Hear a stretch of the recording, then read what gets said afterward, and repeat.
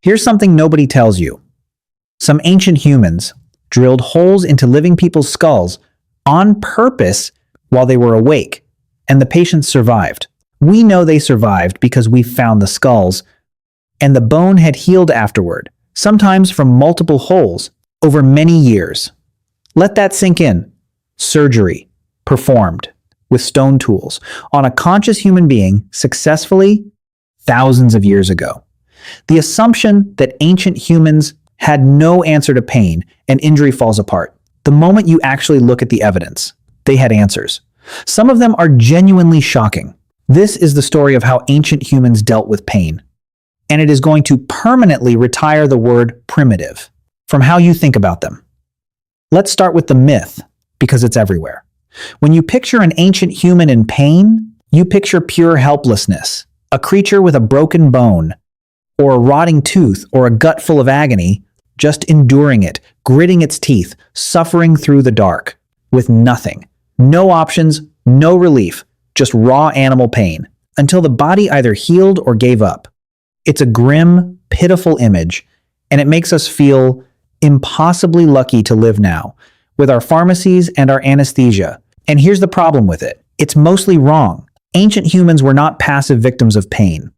They were active, clever, persistent fighters against it, and they had a toolkit that ran from the chemistry of their own bodies to the plants growing around them, to surgery so bold it's hard to believe. So let's go through that toolkit, layer by layer, starting with the one nobody gave them, the one they were born with, because the very first painkiller an ancient human ever used was already inside them. Your body makes its own painkillers. They're called endorphins, and the name is a clue. It's short for endogenous morphine, meaning morphine made within. These are chemicals your brain releases that bind to the very same receptors that opium and modern painkillers target. When you're badly injured, your body can flood itself with these compounds, which is why people in serious accidents often report feeling strangely little pain in the first moments. Why a soldier can keep moving on a shattered leg, why an injured animal can still flee. The system is ancient, it's automatic, and every single ancient human came equipped with it. In the rawest emergency, before any plant or ritual, the body itself reached for the dial and turned the pain down. There's more wired in there too. Pain is not a simple signal that travels straight from your wound to your brain like a fire alarm. The way pain actually reaches your awareness can be turned up or down along the route, a concept scientists describe with what's called gate control theory. The short version, other sensations and signals can effectively crowd the gate and reduce how much pain gets through. It's the reason you instinctively rub a banged elbow or grip and shake a stubbed toe. That rubbing isn't pointless. It's you, without thinking, manipulating your own nervous system to dampen pain. Ancient humans did this constantly. Pressure, rubbing, cold water, heat, rhythmic rocking, all of it nudges that gate. They were running basic neuroscience on themselves with no idea of the mechanism, simply because it worked. The body came with a manual written in instinct, and they could read it fluently. But instinct only goes so far, and this is where ancient humans did something genuinely extraordinary. They looked at the world around them, the plants, the trees, the fungi, and they figured out, through unimaginable trial and error, which ones could touch pain. And some of what they found, we are still using today. The headline example is willow. The bark of the willow tree contains a compound called salicin, and salicin is chemically the ancestor of aspirin. When you take an aspirin for a headache, you are taking a refined, purified, industrial descendant of something humans were chewing and brewing from tree bark for thousands of years to bring down fever and ease pain. Records of willow being used medicinally stretch back across the ancient world, and the knowledge is almost certainly far older than any record, because writing came late and willow grows nearly everywhere humans did. Eventually, in the late 1800s, chemists isolated and modified the active principle and a company you've heard of started selling it as aspirin, but the discovery wasn't theirs. They were the last name on a list of contributors that stretches back into deep prehistory to some forgotten person who was in pain, chewed a bitter bark, and noticed they felt better. That person did real pharmacology. They just didn't get the patent.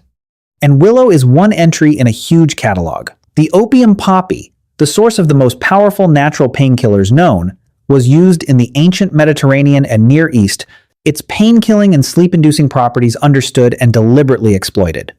Plants like henbane and others in the same family contain compounds that are sedating and, in the right dose, deliriant, and there's evidence they were used to dull awareness.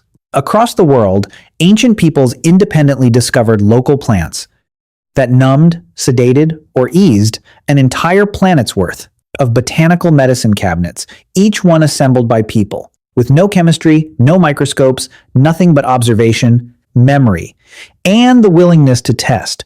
We even have a frozen snapshot of this.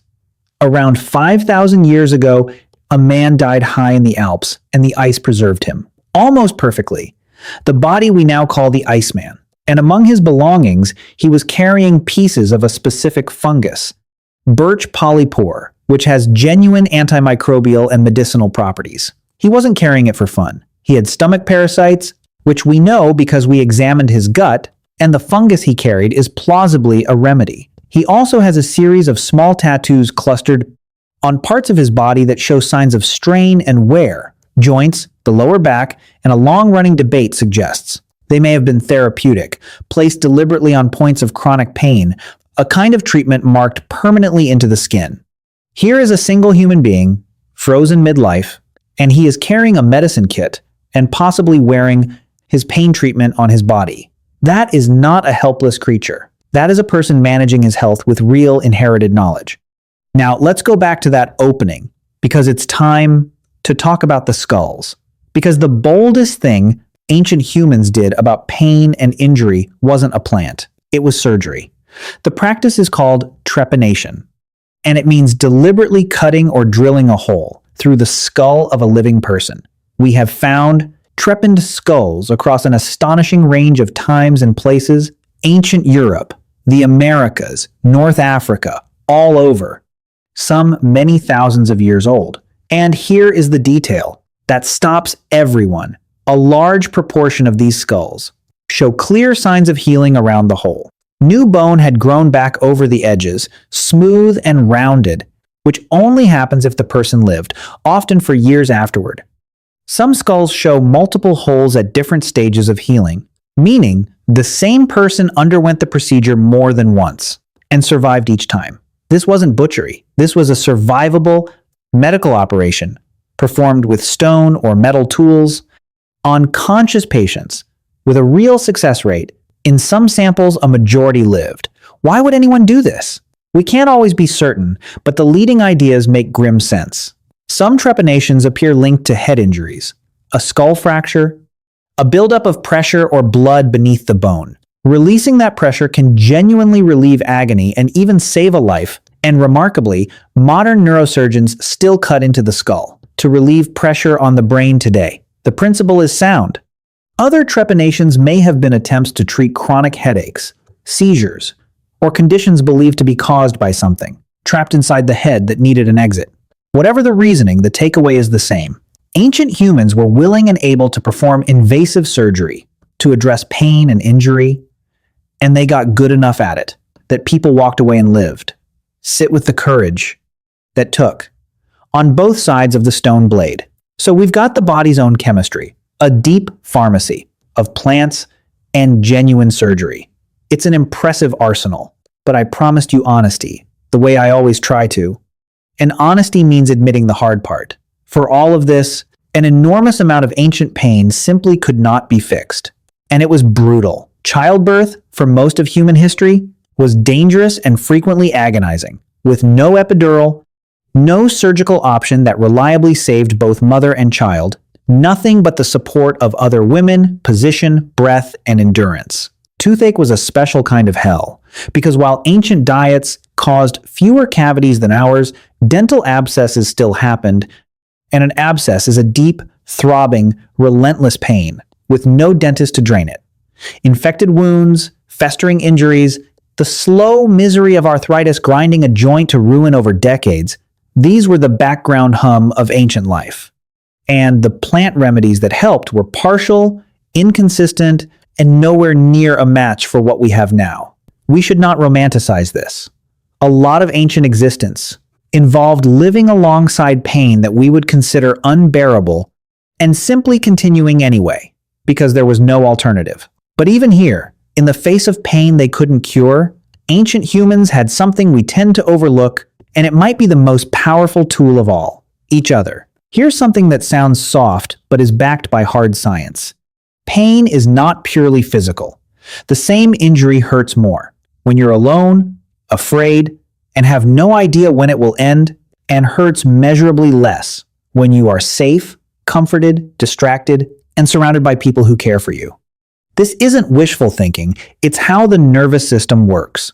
Reassurance, touch, attention, a sense of meaning, all of it changes how the brain processes pain signals. And this is where the placebo effect comes in, which people misunderstand as fake. It is not fake.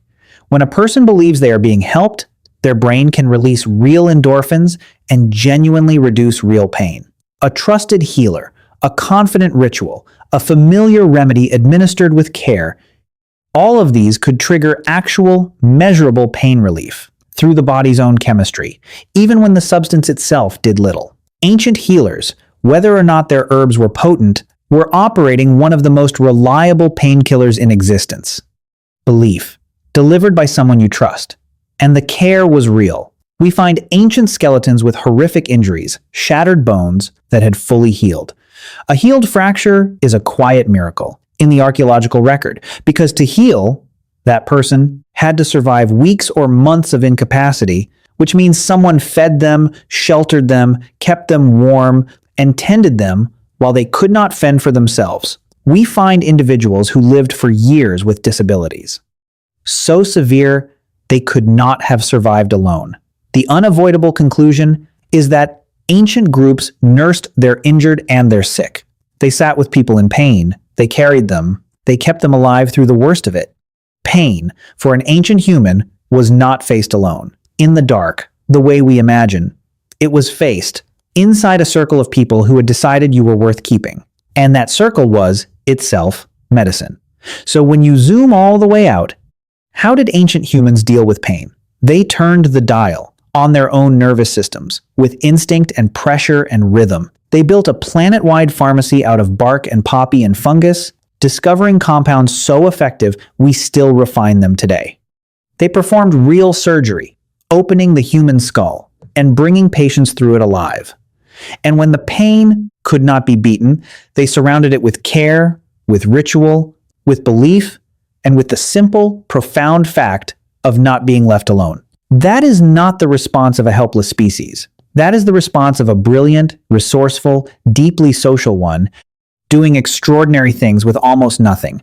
What we did much later was something genuinely amazing and genuinely double-edged. We got so good at killing pain with chemistry and surgery that we slowly forgot the rest of it. We forgot the plants, most of them, letting vast libraries of inherited botanical knowledge die with the elders who held them. And in a quieter way, we forgot the circle. We turned pain into a private medical problem, a thing you take a pill for, often alone, rather than a thing a whole group gathers around. We gained an incredible amount, but we lost something ancient about how humans are supposed to hurt, which is together. And here's where it comes back to you. The next time you reach for a painkiller, a small white pill for a headache, I want you to remember that you are holding the end of a chain that runs back tens of thousands of years to a person in pain who looked at a willow tree and decided to chew the bark. You are not the first human to fight pain. You are the latest in an unbroken line of people who refused to simply suffer, who searched the world for relief, and astonishingly often found it. The pill is new. The fight is not. The fight is one of the oldest things we do. So here's my question for you. If you had to face real pain with nothing but plants, instinct, and the people around you, which do you think you'd reach for first? Let me know in the comments. Until then, take care of yourselves and be a little kinder to that ancient, resourceful body of yours. I'll see you soon.